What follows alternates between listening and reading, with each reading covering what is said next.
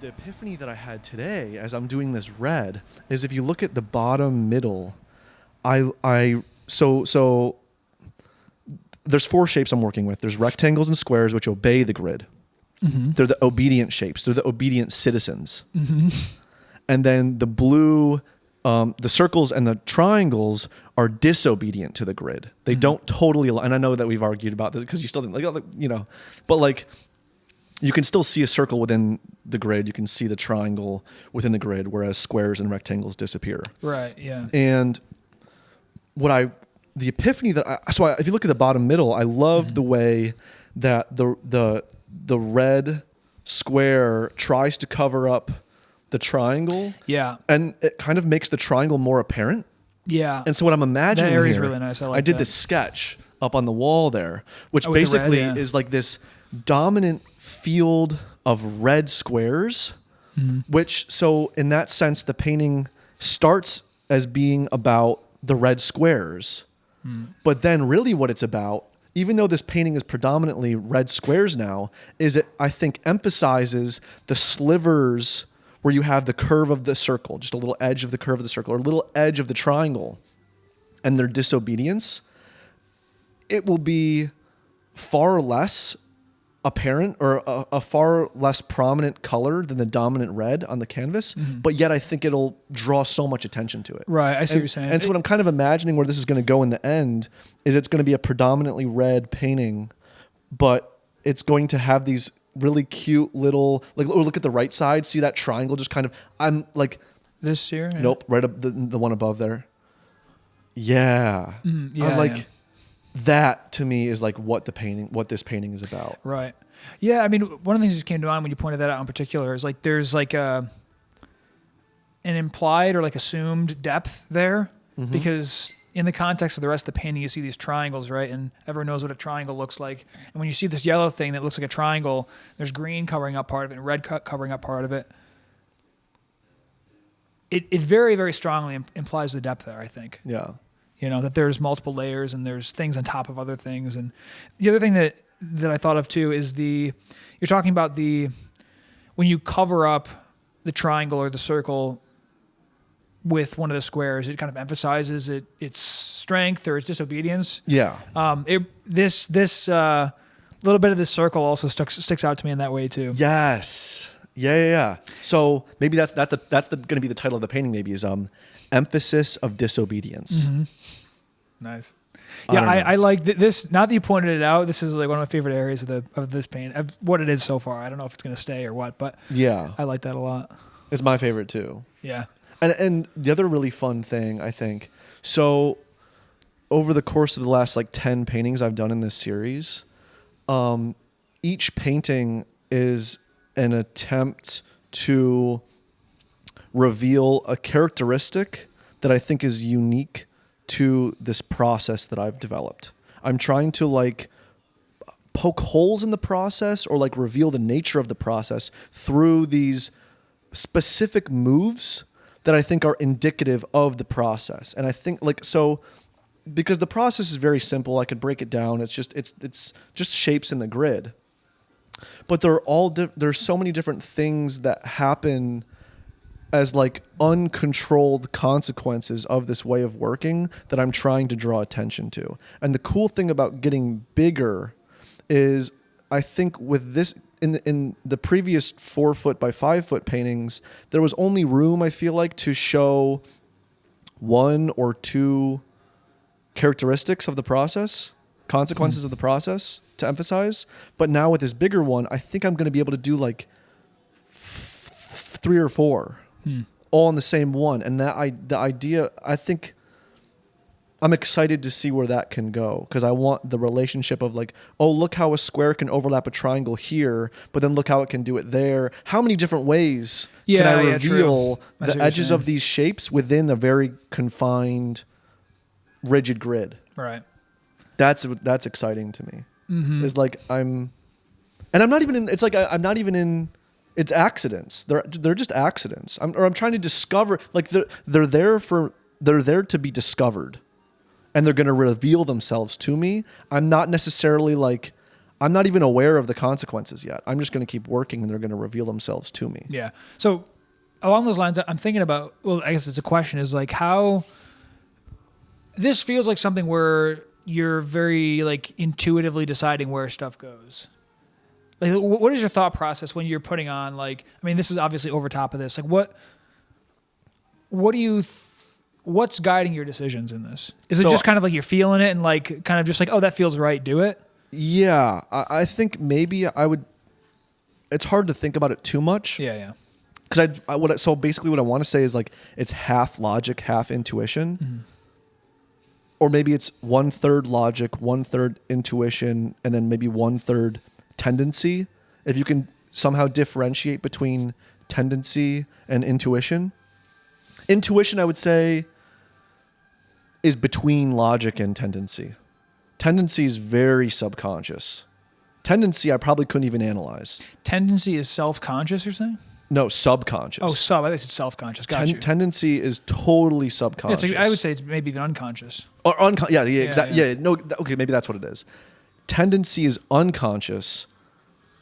Intuition is subconscious. Maybe. Yeah. Logic is conscious. Maybe, yeah. And I think maybe there's those three. So sometimes I'm looking at it and I'm thinking, basically, there's not enough red in this area. This area doesn't have a square yet.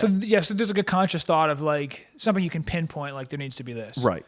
But, so there's that sometimes. Other times. But then when you feel that, like, does the decision go like any more steps before you actually start applying the paint? Or is it just like, oh, there needs to be more red here, there needs to be a square, you do it. You know what I mean? Yeah. I make some decisions. I might need to hear you say that again because I started answering it in my head before you finished. Got you. Yeah, I mean, so basically what I'm getting at is like if there's that feeling of like you're looking at something and you feel at the start, you feel like there's something missing or something's out of balance. Yeah. And then something comes into your mind that's like, oh, there needs to be more red. Yeah. There needs to be a square here. Like that to me is like the intuition part is like there's something off here. Yes. And then even maybe the solution is still intuition. But it brings it into like maybe a way that you can logically rationalize it. Right. But when you're making the decision of like, oh, I'm going to do that, are you confirming it with your intuition? I don't know. Maybe it doesn't matter. I don't know. So like, I think I can break it down like destroying this. the magic of how so in terms of the it. 1/3, 1/3, 1/3 approach. Are you thinking of it like that, or is that no? I just thought of that. Okay. Logic. I'm not going to overthink it. Intuition and tendency. I know Yeah. we're not going to kill this one though. I don't think. I make the logical decisions come from 10 or 12 feet away. So I'll say sit. It again. Sorry. The decisions that I make based on logic are made when I'm sitting 10 or 12 feet from the canvas. I'm sitting that far away. I'm looking at the whole thing, right. And I'm kind of deciding where maybe the next move wants to be. Then I get my brush and the bucket, and I stand 3 feet from it, and then I make another decision about where to like kind of put it, and then maybe I put it down, and then now I'm 1 foot from the painting, and then I'm making the next mark and filling in the next square. And those decisions that I make from 1 feet away are the intuition. So I'm doing both. I'm looking at it from 12 feet away and deciding where things maybe want to go. But those decisions I think kind of annoy me. Those are like the ones the logical decisions, because I feel like a painting. What I'm trying to do, this is the whole thing that we've talked about, is like I'm a left-brained, logical, calculated, mathematical, brained person, and I'm trying to get to the intuitive side. And so when I'm 1 foot away, I'm pushing myself to just do what feels right in those moments and not think too much about it. And it's always in those when when that little right-brained voice says, just do this or just do that. Like today, why do I need to clean my brush and get a different color? Like, let's just see what happens if I keep going with red, because my logic is telling me not to do that. Right. The part of you that's like adhere to a certain process, do the steps that I've laid out. Now you change colors because it's balanced and you've done enough red. Right. But I was like, let's push against that. Yeah. So it's still a logical thing, but it's kind of understanding when do I push against my logic. And that's where the epiphany happened. I'm like, okay, this is maybe going to be a very red painting. Mm-hmm. And I'm excited by that because I wouldn't have done that before. It's only a discovery that came out of an intuitive move. Yeah. Yeah. So, I mean, one thing that I'm thinking about through this is like the idea of like logic. Like you're saying from like 10 feet away or 12 feet away, you're making like a logical decision or analysis. Yeah. What do you mean when you say logical? What does that mean in that context? I'm thinking about because like when I think of logic is like geometry proofs or like 1 + 2 = 3. Like what is that in the context of this? You know what it is? 'Cause it feels still intuitive. It's a and there's a term for it. I'll have to remember, but it's a plan. It's an architectural plan drawing of a city, and I think you call them. Is it a massing? I think it's a massing study, a massing plan. And you'll see one of the very basic ways to break down a city in plan is you fill in all the buildings, you poche them, you draw them, you shade them as black. They're the solids, the buildings. Yeah. All the buildings are black and all the roads are white. And it's just those two colors. And then you can very easily see how the city is organized. Yeah. And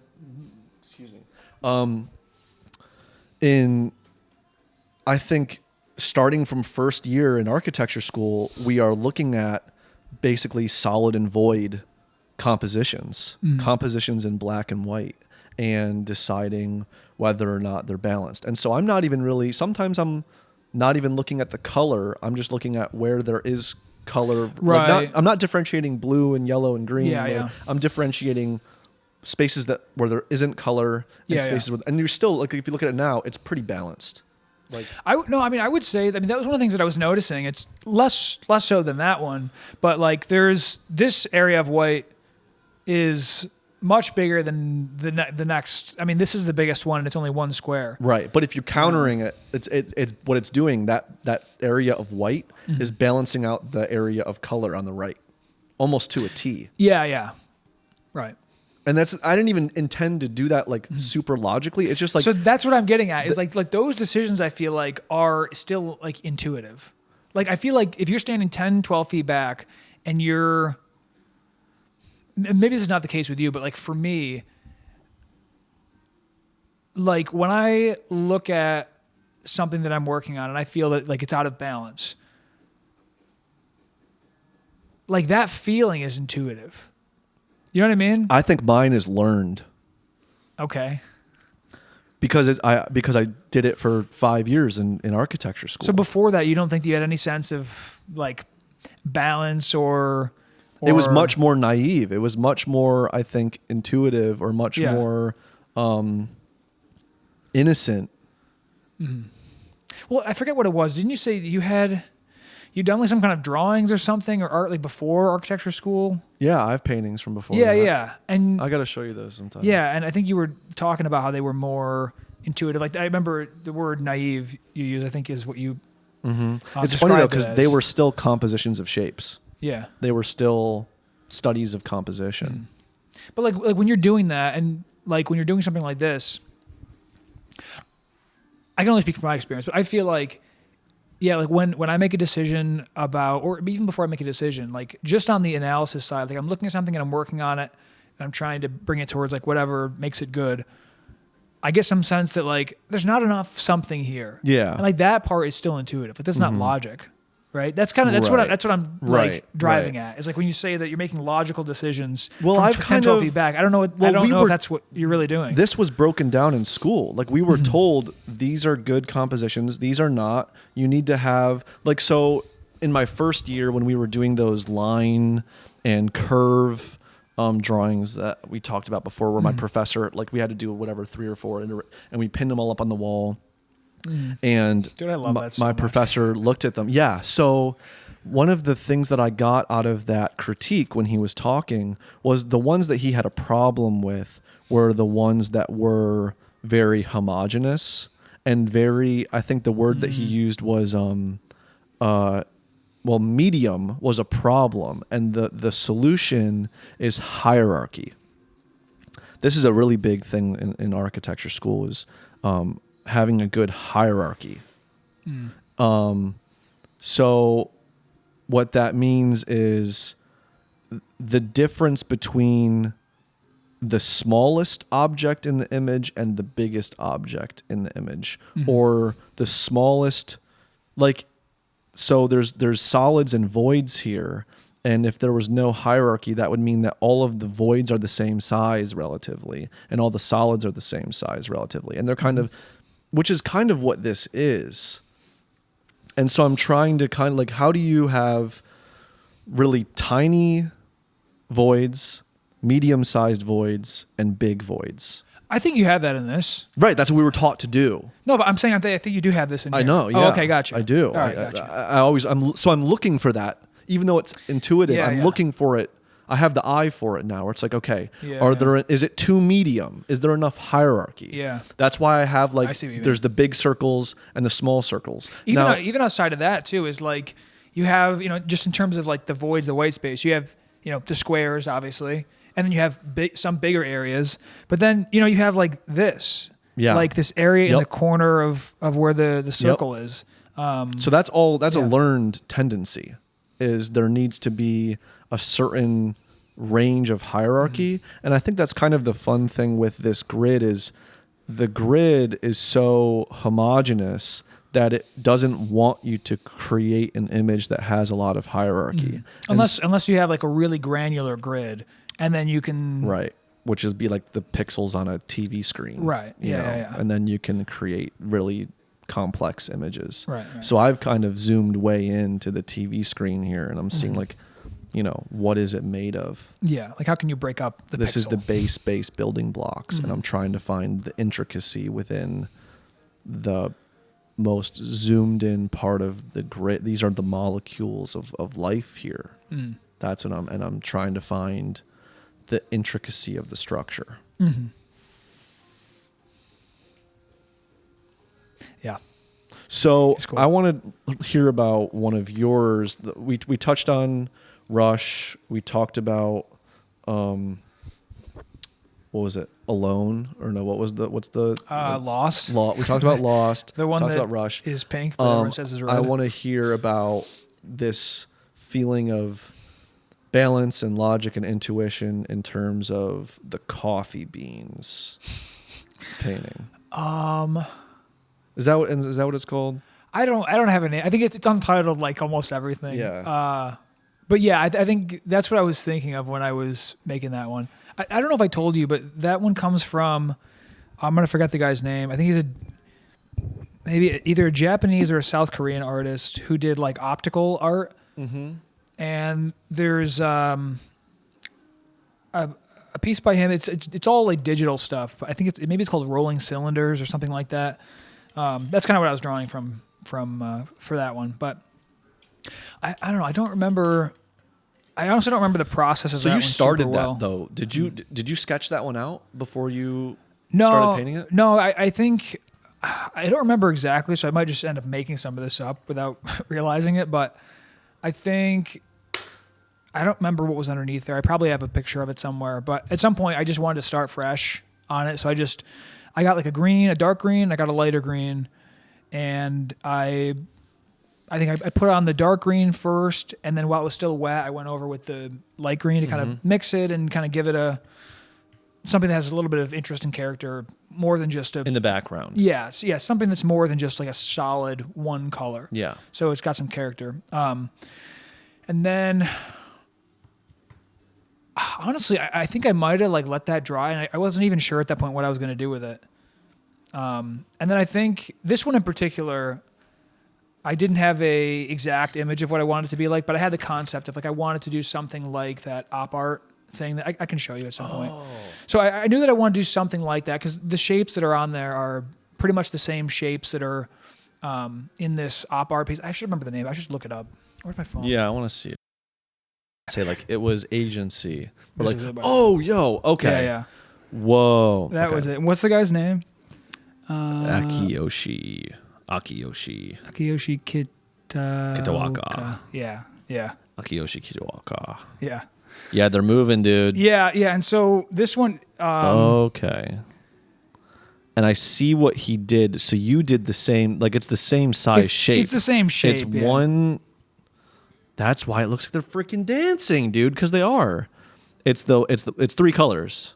It's the medium color on the I think it's inside. because there's the background color and there's black and white and then there's the blue. Yeah. So that's what. So you did the bang and then you did that. Yeah. So I kind of did it. I don't know, maybe wrong, I guess you could say, but I wanted to kind of get that. Originally, I was going to do like the same thing where these have the black and the white around them. I was going to do that, but then once I did the splits of the pink and the other pink, I just decided to leave it, not do the outlines. So and then literally that black lines on the side was just to balance it because they were like off center. I like freehanded them. I didn't grid them out. Yeah. So I just started and then went in a line, and so it ended up that like there wasn't room for a full column of the pink. So you things, didn't know that you were going to do black like line there to balance it. six coffee beans? No, I think it's 12, but yeah, I didn't know how many I was going to do. I think vertically I knew how much space I was going to take up, but I didn't know how many columns it was going to be. And then when I got there, I'm like, well, there's not room for a whole nother one, so line. I just put a black hard edge kind of interesting line. Huh. Which I think that line kind of serves as like the anchor. I mean, I think without it's because certainly it's not unbalanced in a weird way. It's like your reference point. Yeah. So what I'm realizing, I'll pull that up if you want. So I think maybe one of the things that makes this an illusion is these coffee beans are like a mirror image of each other in the sense that like basically it's an oval. Okay, so you did do it a little bit differently. Yeah. Oh, wait, what? So the thing that I thought was like a characteristic of that image is it mirrors itself. So in one of the zones, the coffee beans have black on the left and white on the right edge. Mm-hmm. And then it flips to white on the left, black on the right. Okay. And wow, okay, that's so... Yeah, this doesn't have that. Really, that was like, I think, an inspiration for it. And then I think I just diverged at some point because I realized that it wasn't going to be that. And also, I mean, if I was just going to copy it, like, what's the point? So it definitely was inspiration, but it did diverge from it, so it's not the same. Yeah, the line is like so opaque and heavy. Mm-hmm. And these are like 3-dimensional. Yeah, it's weird. It like at some points when I look at it, I feel like there's almost like some kind of narrative, something going on. Like I see these as like a group, and this is like maybe as like a single thing or like a wall, or these are like marching somewhere. It's like a top-down kind of view. Yeah. I don't know. I don't usually do that, but for whatever reason right now, I kind of see a couple of those, I don't know, ideas of narratives maybe. It's a fun painting. Yeah. It reminds me of this experience that I had in a museum in St. Louis, where it was like it was a Claude Monet exhibit. Oh, it's like just his stuff. No, that's the interesting thing. It was probably like half his stuff, and then half other people who were doing work very similar to his. And what blew my mind about it is like the technical ability of all of these artists was actually the same. Mm-hmm. Like just in terms of like how well they can compile a bunch of brush strokes to make like an accurate, and that's kind of pointillism too. It's like kind of like it's like a bunch of like tiny brush strokes coming together, and you can zoom in and see the points or see the strokes. Right. And if you zoom out, it like creates an image. Mm-hmm. But the crazy so in terms of where to place the strokes, they were all doing an equally good job of depicting the landscape. Yeah. But yet still I'm in this room and I could stand 20 feet away and I could tell you which one was a Claude Monet and which one wasn't. Mm-hmm. and I'm just kind of dumbfounded, like standing there thinking like, how am I able to do that? What is it about that? I couldn't really pinpoint it. And then I realized that because you think about like I'm obsessed with Monet's hay bales. Yeah. And what and the weird thing about them is he will do the same kind of. I'm like, why is he doing this? Why is he painting the hay bales over and over and over? But the thing that I saw that was different was like he'll change the seasons. Yeah. He'll change the time of day, and I think in the description of the painting, he calls out, this is, or even you can just tell it's morning. Yeah. It's a spring morning. It's a winter evening. And I think the titling is something to do with like the time of day and the season that it is. So I was like, okay, maybe that's what it's about. And then I realized, when you're painting real life, every object in the image is bathed in the same sunlight. The sun is in a particular spot at a particular time of day, and if I go try to photograph my paintings for documentation and I go in the morning, there's going to be this kind of, the white is not going to be white. It's going to be kind of some shade, some off shade of like blue or purple or something or whatever. And then if I wait too late in the evening to do it, the white is going to be some kind of like orange or whatever. My brain is telling me that the color is white, but it's not exactly white. Yeah. That white in real life is dependent on the time of day and the season and all of that.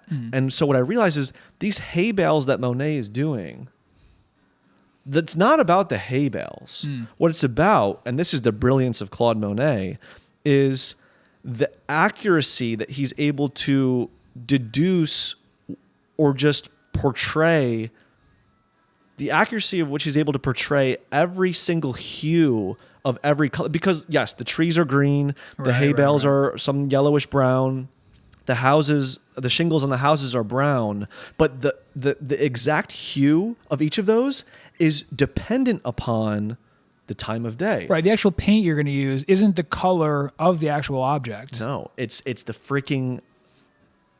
sunlight that's bathing the color. And so the brilliance of Claude Monet is the brown of the shingles is dusk on a winter evening. And so is the hay, and so is the snow, and so is the sky in the distance. Yeah. They're all the exact hue they need to be for that time of day. If you go to another painting, one of those that's executed exactly the same in terms of technical ability, what makes them not stand out is this could be an afternoon painting in the summer that this person did, but the green of the trees is saying maybe it's dusk, and the brown of the shingles is saying it's actually morning, and the hay is actually saying it's winter. And they're in this, and the difference is so subtle. Yeah. It's crazy. And I can only tell you that it's wrong. I'm not good enough. Obviously, like that's what makes Monet amazing is he can tell you, oh, it's off by this much, and this is the shade it needs to be to reflect this exact time. It blew my mind. Interesting, yeah. Yeah, I'm curious about what the other artists were. I mean, I know like Monet is another like really well-known impressionist. I haven't looked at them like with that level of scrutiny, but yeah, it was just crazy to see them all together because like just in terms of like subject matter and method of application, they're all the same. Yeah, but like the ability to see not the color of the object, but like the color of the light that's coming in. Like that ability maybe is something that separated him. I don't know. And that's why I don't mess with color. Well, like representational stuff, you mean? Yeah, it's like the paintings, if you don't have like if you're trying to do like realistic stuff, like the difference between hues and the critical importance of how they relate to each other in a work is just like, that's why I think the artists that are doing that, it's like, so I think Philip Guston says that like, it's weird. All art is a depiction of life, but also all art is abstract art. Basically, the definition of abstract is just what to abstract something means to select. Abstraction is just selection. You're selecting what to keep in and what to leave out. Yeah. That's all it is. So even if you're painting something that is like a depiction of real life, it's still an abstract painting in a sense. Right. Even in a photograph. It's like it's a two-dimensional thing. That's abstraction. There's a resolution to it. You're cropping out things. Right, you're cropping. Yeah, exactly. Yeah. Certain perspective, yeah. But also, like, you have to be, and this is what I was reading about this today, like, you need to be also, I think, even as an abstract artist, like with what I'm doing, my paintings are about life. They are about that. You still feel that with this one? Yeah, I think I think these are depictions. Is there a conscious thing this is depicting for you, or no? Or do you not want to dive into that because you don't want to kill the magic? No, or whatever? There's not a conscious thing. I'm still kind of I'm waiting to. I think I don't really know exactly what it's depicting until after, and it's never like, oh, that's a giraffe. Oh, that's a house. It's not like that. It's, I guess where I'm at, I'm more at like the molecular building block level. Interaction of, I don't know. I mean, I could probably think about it more and pull some more out of it. Another thing that's important is like there is some like three-dimensionality of the shapes having like the glint of white on the right side and the heaviest colors on the left side. There is that. But in another sense about reality, these are damn, I thought about this earlier too. These paintings are about, I guess it's my post. They're if you were to break down. Okay, actually, before I answer this, I want to know. Okay. If you were to think about your painting practice, and you were to have to describe to someone or distill down, not in a I know you're the performative answer, but in terms of like subject matter. Like what or what the paintings maybe are about? method of what are your paintings about? What is your work about? All of it. If you were to really boil it down, if you were to really boil it down to what they are about. I'm going to give an answer, and then you tell me if this is not kind of what you're looking for, like perspective-wise. No. I don't think there's a wrong answer. Yeah. So for me, what they're about is, I think at the base of everything is wanting to create an experience for a viewer, and in particular, something where someone just like feels a really strong affinity to something and just like, this like brings me some kind of like connection or like sense of awe or like. Okay, this is the wrong answer. Okay, yeah, that's what I wasn't sure. This is the performative. This is what they're about in a performative sense. But I'm talking about that's kind of what I thought. It might not be the right direction. As in if there were no people to view them, and they were just objects. No, they're really not about anything like beyond that, really. For me, like so, what's an analogy? Can you make this like analogous to like? I'm having a hard time understanding from what perspective you're asking me. Okay, well, I guess I can only ask this because I kind of maybe came to this epiphany a little bit today. And I mean, I've always said with my paintings that the subject matter is just a vehicle. It's just an aid, or it's an excuse. It's an excuse to start painting. It's like, okay, I have this like idea that I want to try to convey, or I had this like inspiration from a conversation or something. Like, those are just excuses to begin. It's a reason. It's a vehicle. And so when it's like a seed or like a nucleation point. Yeah, but it's just it's an aid to help me study what I'm studying. And really what these paintings are about, all of them, I think everything, and I don't know if there's I could never be interested in doing a work that's not about this, and that's scale. It's not about scale in terms of the relationship of my body to the instrument that I'm using, to the way that I'm applying the paint to the size of the canvas or the material I'm painting on. Yeah.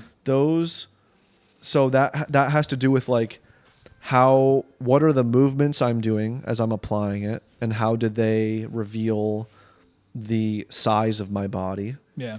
How does the size of the instrument that I'm using relate to the size of the images the instrument is helping me create?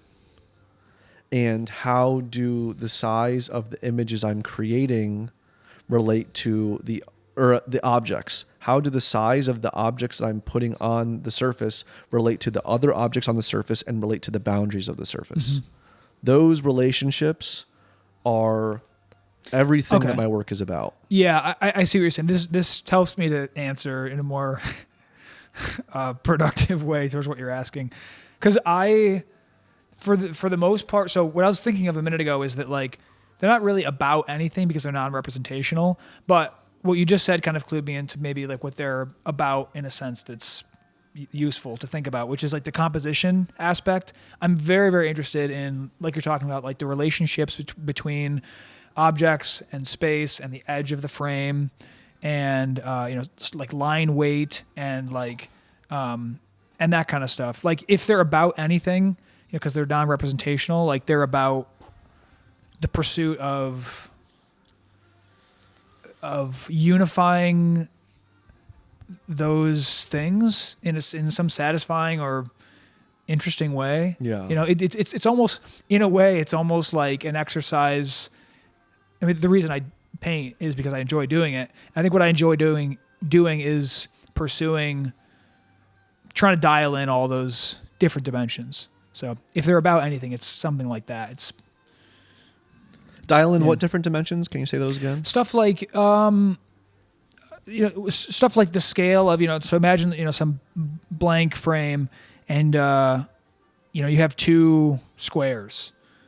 Like you can place those two squares anywhere within the frame. Right? Yeah. But like you can put them in places that are more or less satisfying. Yeah. For whatever reason. Yes. Yeah. Like your lines exercise. Yeah. And so like that dimension is, this may be a couple things. Is like how close are they to the edge? How close are they to each other? Yeah, how are they rotated? What's so exciting about that? I don't know. I think one thing that's exciting, interesting about it is that I don't know where this comes from. It's maybe just a temperament thing, but I find it really interesting that there's not like a right answer in a like calculable sense. It's like very, very intuitive, I feel like. And that exploration is just really interesting for me. And yet sometimes people can agree that some are better than others. Yeah, and that to me is crazy. Isn't it crazy? That's like one of the coolest things. I totally agree. I love that. Yeah. That's one of the things that really drives me to create stuff. It's just like we all agree for some reason that this thing has something about it.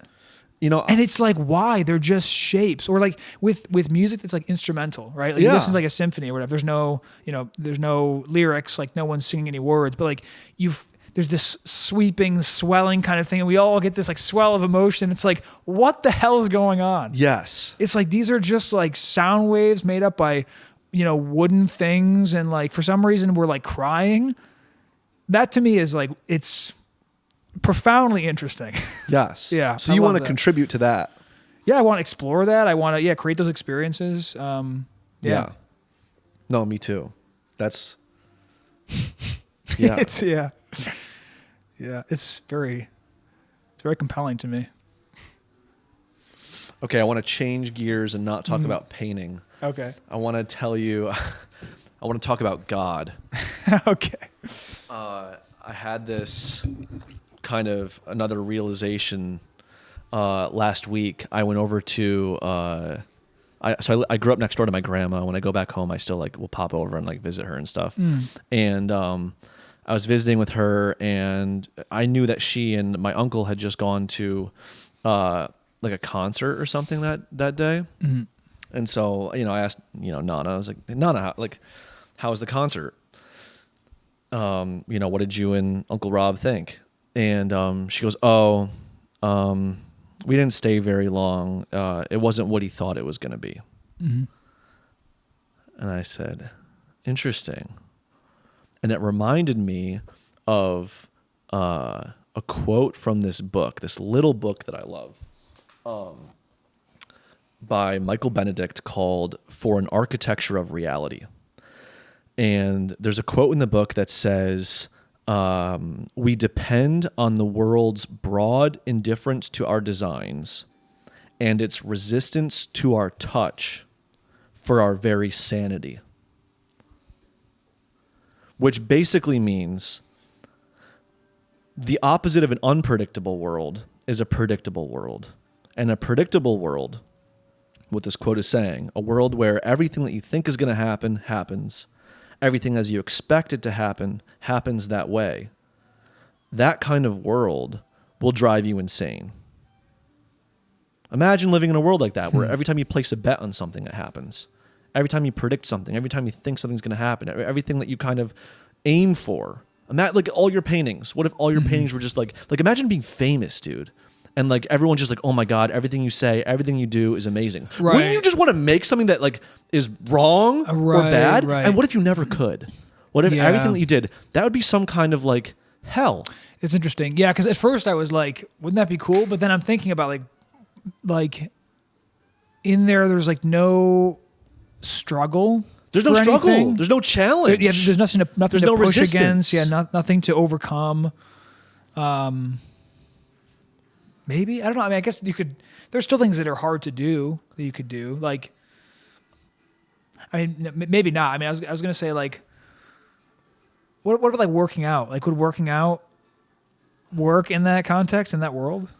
Maybe you just start lifting weights and all of a sudden you just get like as big as you want to get, or as Yeah. big as you think, or like whatever physique you're after You just is get. easily attainable. Yeah. And like you just lift weights for like a week and all of Yeah. a sudden you have that physique. Yeah, that would suck. You're just like, Yeah, that would suck. oh, You would go insane. right. And so I thought about it and I was like, okay, that makes sense.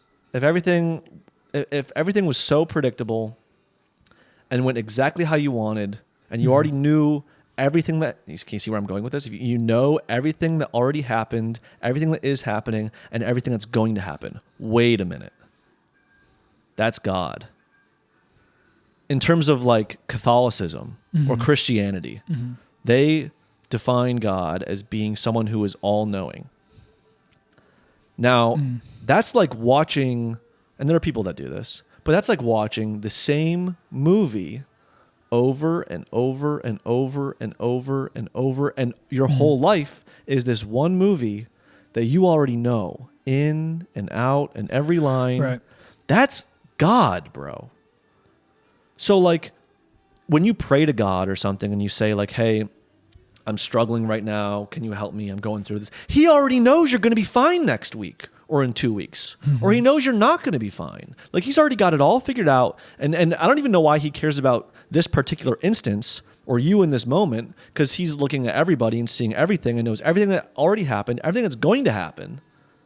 What kind of, that almost seems like a chore or like a boring task to be assigned with. I was like, wait a minute, okay. And then I read, Stephen King has this book, Under the Dome. And I'm going to spoil the ending. Basically, the premise of the book is there's this town in Maine. What's it called again? Sorry. Under the Dome. Okay. And it's this town that has this like weird invisible dome that comes down over it and separates it from the rest of the world. And it's this godly kind of dome that like they can't break it down, they can't see it. It's paranormal. And they're trying to figure it out. And it seems like it could only be made by something that is God-like. And these people in the town, you know, many of them die. They're going through all these like trials and tribulations and everything. And they're like, wow, this is like literally God is mad at us. They're all making these like biblical references and stuff. And in the end of the book, they realize that this dome, so there's this reference in the very beginning where one of the characters is using a microscope to kill ants, to burn ants by putting the microscope over them and using the sun to magnify them and burn them. And what you realize that becomes a metaphor for the end, because what they realize is that it's not God that put the dome over the town. It's these kids, these godlike kids at recess who are in the sandbox messing around and they're just toying with the ants who are us. And so that kind of gave me the perspective that maybe this God that we, that Catholicism or Christianity, and this is total blasphemy, but like, what if God is just like a kid in timeout that is being punished? And it's like, okay, your task is to look over these, or like Sisyphus, right? Pushing the boulder up the hill. It's the same kind of thing. It's like, God is pushing the boulder up the hill for eternity. He's looking over us. He knows what's going to happen. I don't know, man. I just kind of realized, like, if that quote from that book is true, and that we depend on the world's broad indifference to our designs for our very sanity, then we are living in an unpredictable world where you have to work for what you get and where you face challenges and you don't know if you're going to succeed or not, is actually an optimal situation. This is the best scenario that we could possibly be in, because a predictable world is hell. Well, I think that's the case considering our constraints and like where we came from evolutionarily, because I forget where I've gotten this idea from. There's a handful of people, I mean more than a handful, but a handful of people that I know of that are studying or thinking really deeply about like very, very different ideas of what life could be. And there's a lot of things that we take for granted, like in particular the boundedness of our knowledge or of our sense of scale or time and that kind of stuff. So I think it's easy to maybe unjustifiably put God within a frame of like, well, that would suck. This is the argument. To be God. But it's like, if you are some being that is omniscient, like you know of everything that has happened, is going to happen, like at molecular scales or whatever, I would imagine that wherever you came from, let's say, and this is getting into like stuff that can't be confirmed or denied or whatever, but like if you kind of think of it in the same way, like we evolved from some process, right? Like wherever this thing came from, like it's built so differently from us that like our frameworks of like what's satisfying or what's hell, like probably don't apply at all. Like this thing is just so different that, I mean, for us, I mean, like you imagine like you put yourself in that situation, that's hell. That's because like, that's our conception of it. Well, we can't even comprehend the framework of the world that God is from, maybe. Well, this is his 9-to-5 job, and he's going and having drinks with his friends after. Well, maybe, but also maybe like that's what is satisfying. Like I'm trying to think of a good example. Like, like the reason why that would be hell for us is because we're evolved to, when we struggle through something, we find it and come out on the other side, that's gratifying and satisfying. Right. That's like, it creates fulfillment and, meaning and all these things. And the reason that it does that, it isn't because that they're intrinsically meaningful. It's because we're evolved to find them that way. Interesting. So this is like, I've given this example before. It's like the reason sugar tastes good isn't because sugar has some inherent good taste to it, right? It's because we're evolved to find it to be that way. Yeah.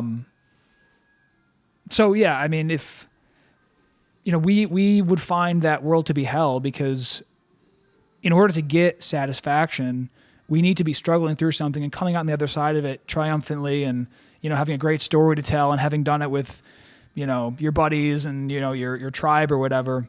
And if you don't have that, then you fall apart.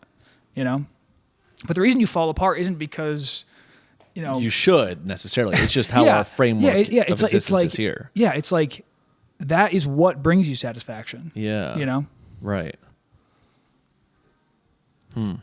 Yeah. And that's the argument.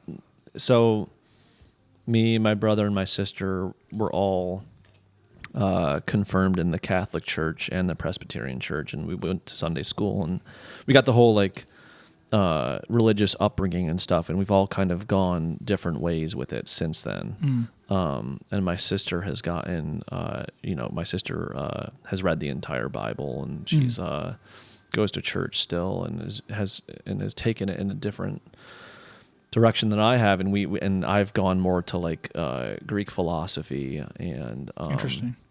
Have been challenging. What does that look like? Greek philosophy? Yeah.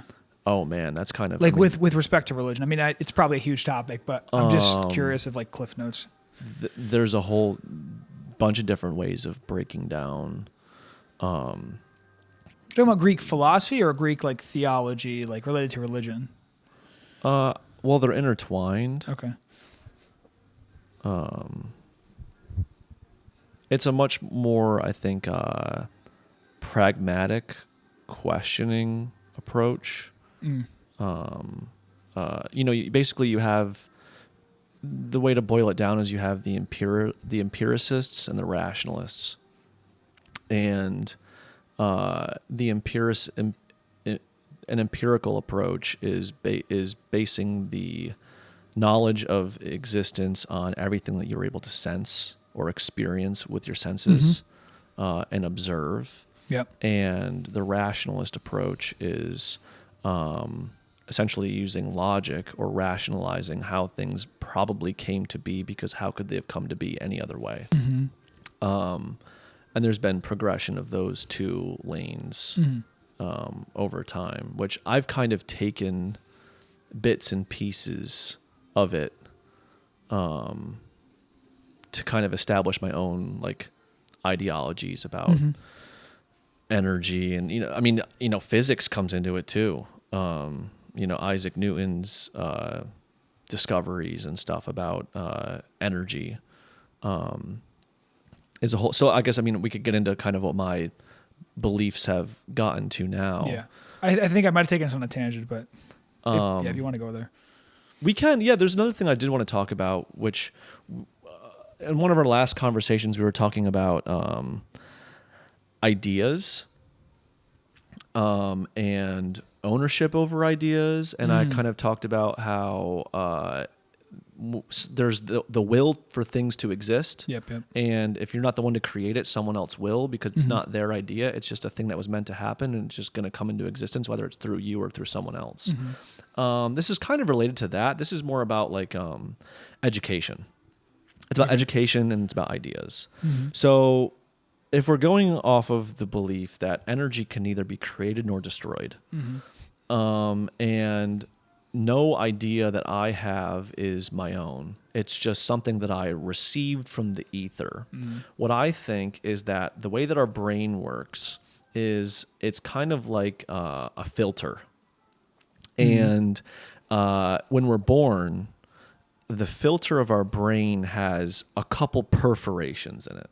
It has, think about like, it's this impermeable slate that has 3 holes in it. This is just how I think about things. It's got a triangular shaped hole, a square shaped hole, and a circular shaped hole. And so energy that is floating in the ether, the only energy that can pass through the filter that is our brain and be understood as a concrete thought in our minds when we're born are only ones that are metaphorically shaped as a triangle, a square, or a circle. And the whole object of education is, as you have new experiences, as you meet people, as you learn new things, all these experiences you're having are adding perforations to the filter of your brain. Now you have like a hexagonal perforation, and now you can receive hexagon-shaped energy through the filter of your brain and understand it as a concrete thought. When you say energy, what do you mean? Whatever will. It's the will of existence, the will of concretization, the will to be understood. And this is what maybe God is. It's like, it's that stuff in the world. It's ideas. All of these things that come into your brain is like, oh, I should do this, or oh, this is maybe how things are. Think about just the whole progression of like, humans now know and understand way more about the world than we ever have before. And we're going to continue to learn more about the world, right? That's what we do. And it's just a process of adding more and more complex perforations to the filter of our brain. So in a sense, what I'm saying is that our brain is not a producer. Nothing is born out of ourselves. It is only translated. I see what you mean. And it is only concretized, and is only able to be concretized by having the experiences that we get through just lived existence, which therefore add new and more complex perforations to the filter of our brain. Yeah, I think of it like maybe there's a better word for this, but I think of it kind of like lenses or like frameworks or perspectives. You know, like I think I've probably told you about the Robert Sapolsky lectures, Stanford. He's a biologist. I haven't listened to him, but I think maybe you told me. They're super, super good. But he talks about these kind of things in terms of buckets. You know, the course he teaches is human behavioral biology, and it basically goes over analyzing human behavior from a bunch of different frameworks. So from everything from like sociological type scale stuff to evolutionary stuff to endocrinology to like cellular biology type stuff. And maybe this isn't exactly getting at what you're talking about, but that's really the idea of the buckets or the frameworks. It's one of the things that kind of solidify that in my mind for me. But I'm trying to think of how do the buckets work? Explain the buckets. Buckets is just like a synonym in this instance for like a framework. Okay. So it's like when you look at, like why did this person, punch someone in the face? Mm-hmm. You can think about it like, you can think about their amygdala and like, what was going on, in their brain that caused them to do it. You can think about the motor units that propelled their arm forward to punch somebody. Mm-hmm. You could think about, well, how come their amygdala was activated because of this thing? And you could think about evolutionary time scale type stuff, like, well, because they felt threatened. And they felt threatened because we've evolved to, when we see someone make this facial expression, we know that there's a threat or danger. And you can think about like, oh, they hated them because they were of a different skin color or something. And like, can get into sociological type stuff. So that's kind of like what the buckets are. It's just like frameworks for analyzing different ideas or analyzing maybe even the same idea from a different perspective. I don't know if that might be kind of tangent or just parallel to what you were talking about. I think what that's doing is it's making what I'm saying, it's defining it in a more physical sense. And I think maybe that's what this guy from Stanford is trying to do, is find like physical justification or chemical justification for human experience, for distribution of energy. He's trying to break it down to the chemical interactions that are happening and try to explain them. And that's kind of something that can only be done when you have, and that's the question too with all this stuff is like, one of my favorite bent of philosophy, which I still need to dig into deeper, is pragmatism. I feel like I've heard of pragmatism. I don't really know what it is. Pragmatism is William James's solution to the divide between the empiricists and the rationalists. Okay. Because ultimately what happened is you had these Greek philosophers who were basing their ideology exclusively on one or the other, and they'd get in arguments. And both of them could always poke holes in the other's beliefs. They're just fundamentally incompatible. Like they're not reconcilable. And they're not. And what they basically proved is that neither of them can be a complete explanation for the workings of the universe. Mm-hmm. You can't be 100% rational. You can't be 100% empirical. And so pragmatism is a step away from the two, where he's saying like,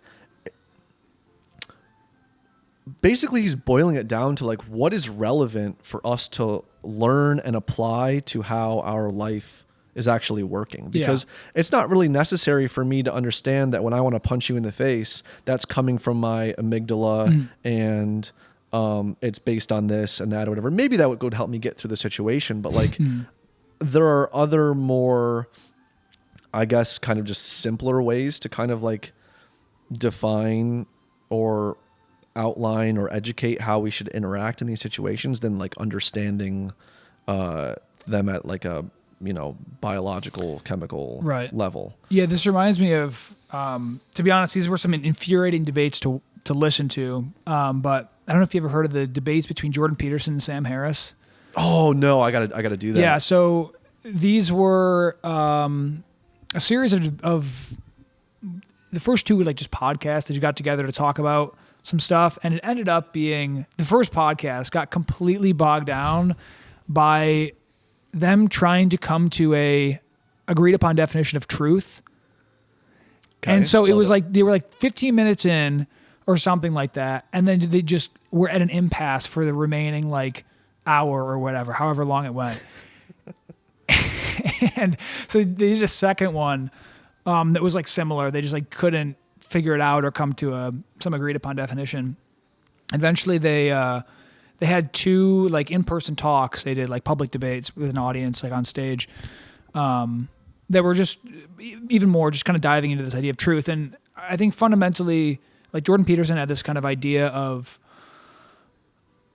truth is more so based in what's useful as opposed to what's literally true.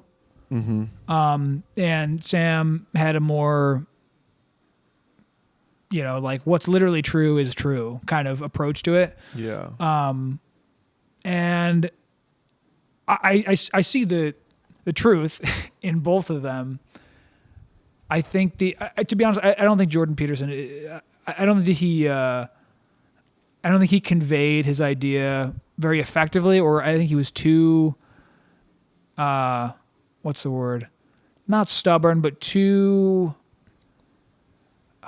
He didn't want to give up ground or something. I don't think that he did as good of a job in the discussion as he could have. But to the extent that I think it's true, I think,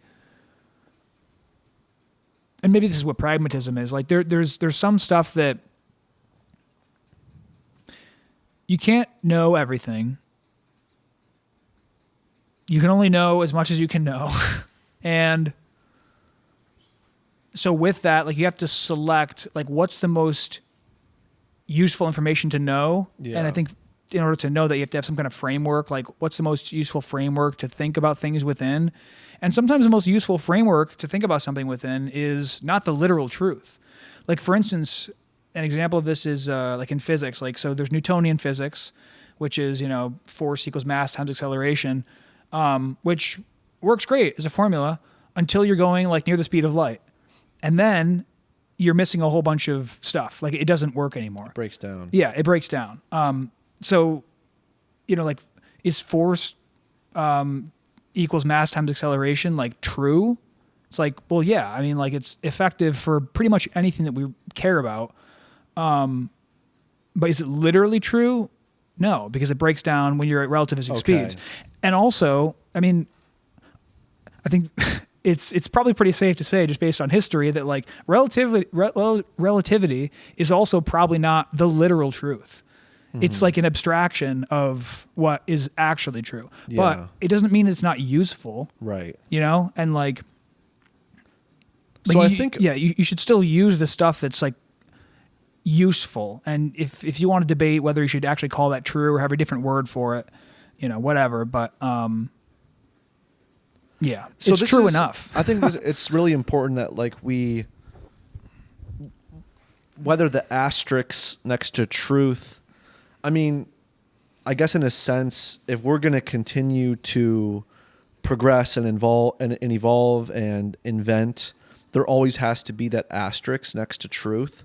And I think that knowing that asterisk is there is not a reason to say that something isn't the truth. Mm-hmm. One of the ways that I approach like learning is by, and one of my coworkers, I didn't even really know this word or fully understand it until recently when my coworker said which is kind of how I think how I've always been, is dogmatic, where you even if it's something that you believe, you say it like it's the truth.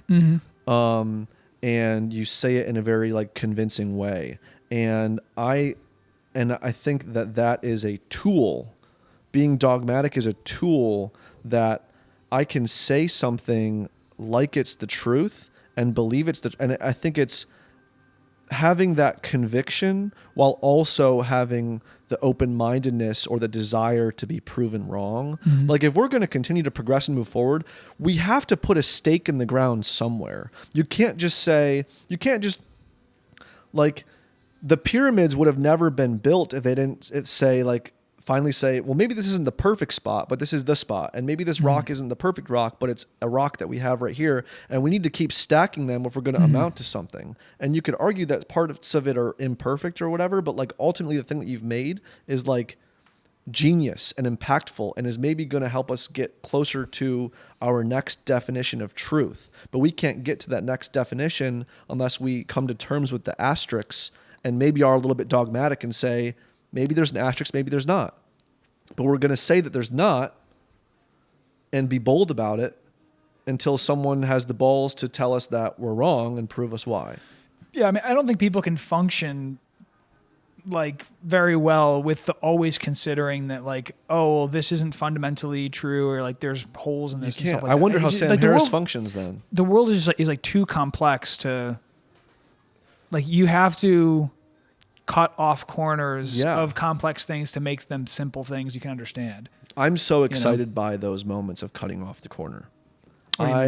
That's I think the definition of abstraction is like you are the artist, you are the creative person deciding where to cut the corner, how much of the corner is cut off. Right, like if you draw a bear, you're not drawing every hair or every cell or every atom in it. And that becomes your definition of the world, your truth. Yeah. And you're saying you find that cutting off the corners interesting. It's the most exciting thing because I think that that's one of the things that that defines you and your character and your outlook and your affinities is where you decide. It's almost like a communicative device or tool. It's like your tendencies or this something is where like I decide to cut, to shave off the corner and finally come to terms with like what my level of truth is, or what my definition of reality is, and where I stop worrying about further investigation, because you, like we were saying, like you can always break it down more, you can always define it differently or more accurately. Or this is actually getting into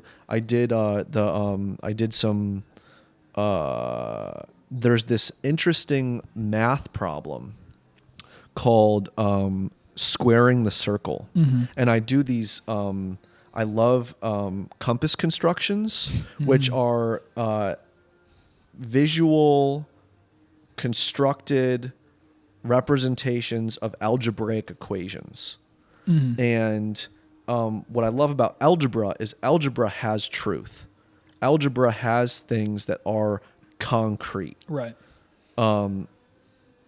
A squared plus B squared equals C squared sort of thing. Like there's rules and logic and it's internally consistent. There's a definitiveness to that. And a lot of these can be communicated or represented graphically through a combination of a bunch of circles and alignments. And there's this one problem, which the base of the problem is, given a circle, how do you construct a square that has the same exact area? The same area? Same area. Okay. So I always thought squaring the circle was like putting a square inside of a circle or something. It's not. Okay. If you see it, well, it is. And if you overlap the two, if you have a circle whose area is identical to a square, the circle will go outside of the square on the top, bottom, left, and right. Okay. And the square will go outside of the circle on the top corners. the corners. Yeah, okay, got you. Okay. Yeah, I can see how that's a hard problem. Okay. Yes. Well, no. It's algebraically impossible. Okay. This is where you get pi. Okay. Pi is an infinite number. And because pi is an infinite number, to portray this algebraic equation visually is impossible. But there are approximates. Okay. And over the course of history, dating all the way back to like 340 BC or something, when the Loon of Hippocrates was drawn, there has been a continual development of what a most accurate visual representation of this mathematically impossible equation is. And recently, in 2022, there was a redefinition of the aim or the purpose of this investigation. Because there's been all these different iterations of visual representations of squaring the circle graphically. And the aim up until 2019 or 2022 was always, how do we show it to the highest degree of accuracy? What equation? And these equations get super, super long, and these visual representations get super complex. I'm talking like 60 steps, 70 steps to construct them, and I've gone through them. And there was a shift in 2022 when this guy, Frederick Beatrix, this French guy, said, well, what if we don't prioritize mathematical accuracy, but instead prioritize visual elegance? And he was able to boil down this super complex problem of squaring the circle to a process of 13 steps. And you still get a formidable degree of accuracy through it. But that shift of giving up the number accuracy to the visual elegance of a solution that is very close, I thought was a very intriguing shift. Yeah. Yeah, I mean, in a case like that, it's like when you have an impossible problem, like you can kind of choose. I mean, also because it's a like not survival based thing. Like if we didn't exactly perfectly square the circle, like it wouldn't matter. So like we can kind of just make the goalpost whatever we want. Yeah. You know? So where this kind of originated from, or one of the originating places was in Egypt, when they would allocate different portions of land to the farmers. And for whatever reason, because the Nile River is, I think is the Nile or the Amazon? The Nile, It's yeah, the it's Nile. Egypt, yeah.